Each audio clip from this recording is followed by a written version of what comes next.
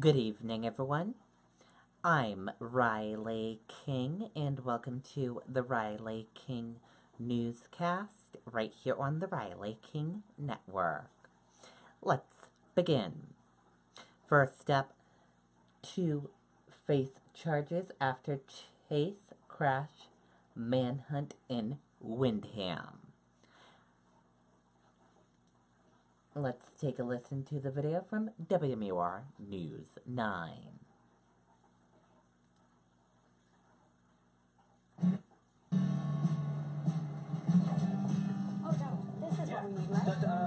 Oh, it's great. Let's take it. Correct, Mike. Not only did they know who they were looking for, they also had a picture. As according to the court paperwork, the suspect in this case, Giovanni Chambers, dropped his driver's license inside the car. Appearing by video in circuit court here in Salem, Giovanni Chambers signed paperwork to do his extradition, agreeing to return to Massachusetts to face the charges. It was in Haverhill, Massachusetts, that police say that one of the two men inside a car fired shots at officers, setting off a high-speed chase. A huge search in Windham started around 10 o'clock Tuesday night when the car involved in the chase crashed into an embankment on Route 111. While the driver was captured immediately, Chambers fled and escaped the manhunt until around 2:15. When a trooper spotted him walking near exit 4, Chambers was arrested. In court, Chambers said he admitted he ran, wanted to plead guilty, but the prosecution declined to accept the plea. Be the state's request that Mr. Chambers be released on a personal recognizance on the misdemeanor charge, and that should he voluntarily waive extradition or return to Massachusetts, that he be held without bail. Windham police say the driver, Manuel Soto of Haverhill, Massachusetts, is charged with reckless conduct and being a fugitive from justice. Soto is scheduled to be arraigned at Rockingham County Superior Court in about an hour from now. Reporting live in Salem, Ray Brewer, WMUR News 9. Okay, and there you go on that video and that report.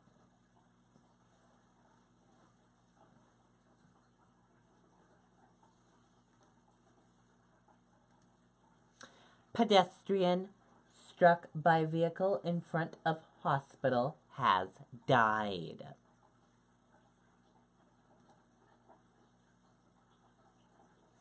A pedestrian was struck by a motor vehicle in front of a hospital in Norwood on Wednesday.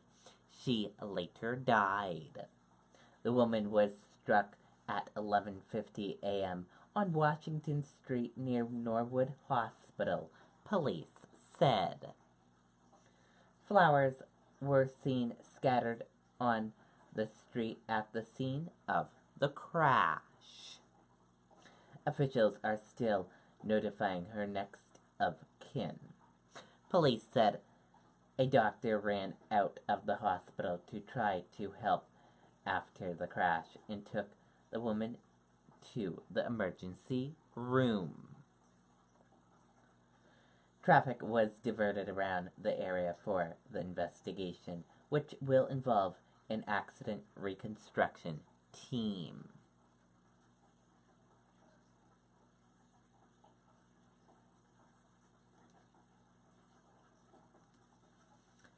Large police presence near Norwich as manhunt continues for killer of sheriff's deputy.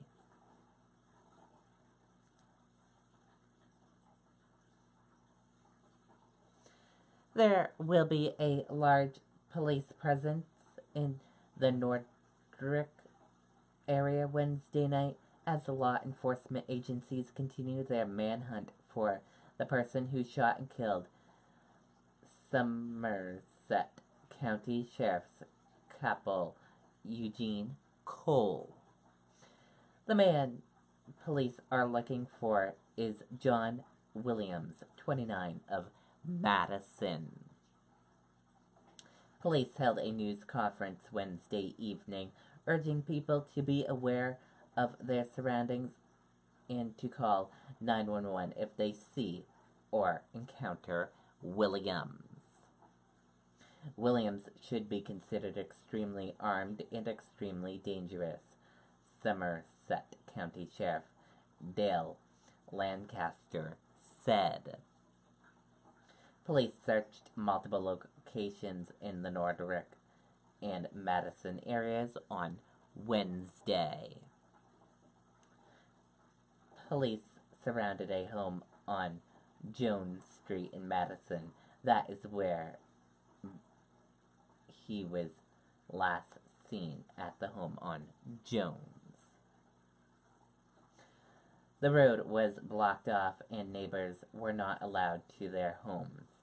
One man said his mother, who was at home when the search started, was barricaded inside her house.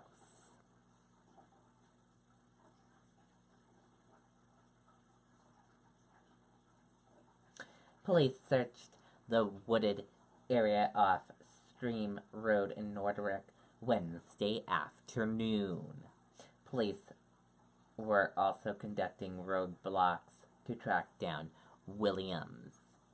Williams is described as 5 feet 6 inches tall, 120 pounds, with blue eyes and brown hair. Officials said earlier reports that Williams had a potentially shaved head with a ponytail are erroneous. Officials said between 1 a.m. and 2 a.m. Wednesday, Williams shot Cole, then stole his fully marked cruiser, drove to Cumberland Farms in Nordrick, and robbed the store. Williams then fled the store in Cole's cruiser, officials said.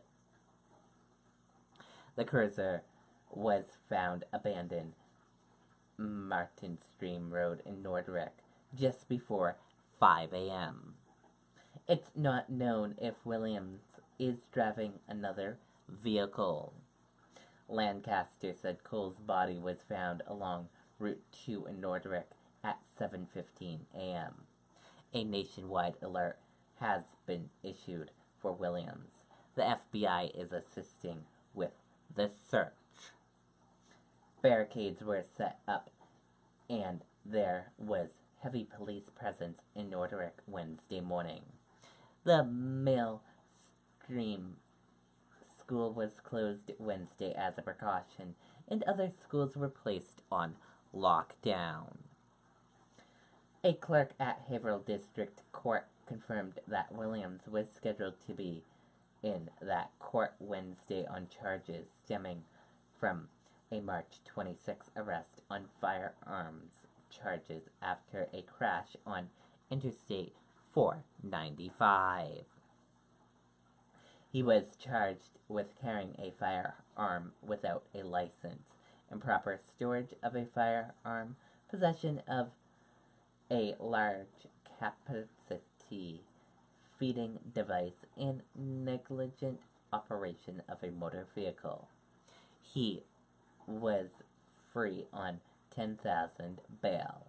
Cole's death is Maine's first fatal law enforcement shooting since March 1989, when Maine State Police Detective Gilles Lander died during an incident in Leeds.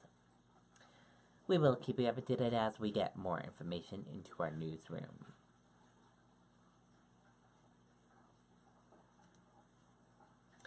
And now let's take a look at your U.S. stock market and see how your U.S. stock market closed for this Wednesday evening. And here's a look at the U.S. stock market right now. As you see, your Dow Jones Industrial Average closed in the green and went up.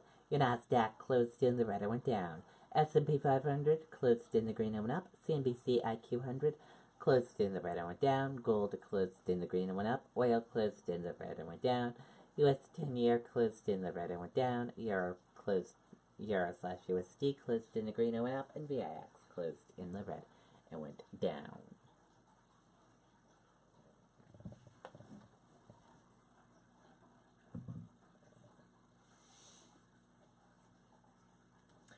Dow snaps 5-day losing streak as Boeing soars on earnings.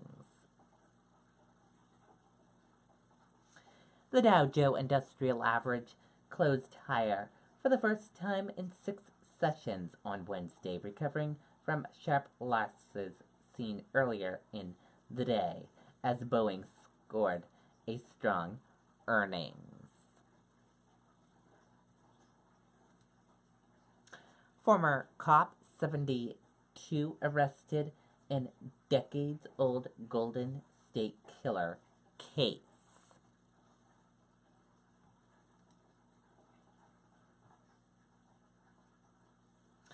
Let's take a listen to the video from ABC News.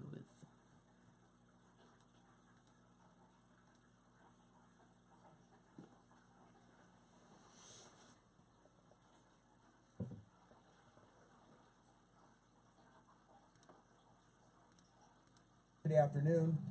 In a perfectly executed arrest, my detectives arrested James Joseph D'Angelo, 72 years old, living in Citrus Heights. I can tell you that although it was DNA ultimately that led us down the right road, there were a lot of places that road could have led. Yesterday, an arrest warrant was issued, a complaint was filed charging that individual with 2 counts of murder with special circumstances for the murder of Brian and Katie Maggiore here in Sacramento in February 1978. It is fitting that today is National DNA Day.